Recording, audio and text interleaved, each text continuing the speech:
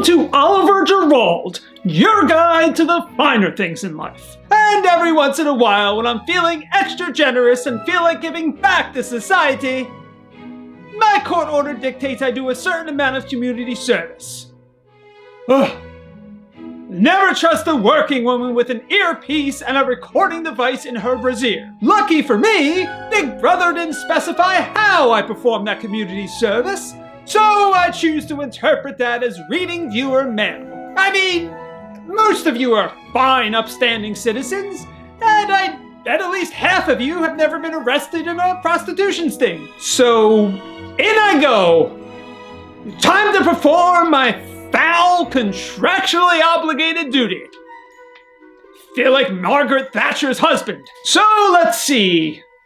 Dear Oliver, my scrumptious neighbor filed a 50-yard restraining order against me. Does that include all appendages? Signed, Francis Applebottom III. No, it does not. 75% of you must cross the invisible line to violate the order. And in your case, your junk represents 0.0002% of you. So if there's a hole in your fence that may or may not have been there when you moved in, feel free to stick anything in there with no legal repercussions. Thanks for writing. Dear Oliver, you. Yeah, there's always a few of these. You. You. Go yourself. Ah, here we go. Donald Triumfo asks, how do I know if the new girl at work likes me? When I visit her cubicle, she quickly throws her headphones on. And just the other day, she couldn't contain her excitement and she spoke to HR about me. Singing my praises, no doubt. I think she's into me. Me too, Donald. Me too. Girls always mean the opposite of what they say. So if they say things like, no, get away from me, or wrong hole, then they secretly want you. And no amount of sensitivity training should convince you otherwise. Dear Oliver, how'd you make your fortune? Signed, Martin Bergfeld. Well, Martin, unlike the lot of you lazy peasants, I acquired my wealth through elbow grease, hard work, determination, and inheriting $4 billion from the family estate. So let that be a lesson to all of you.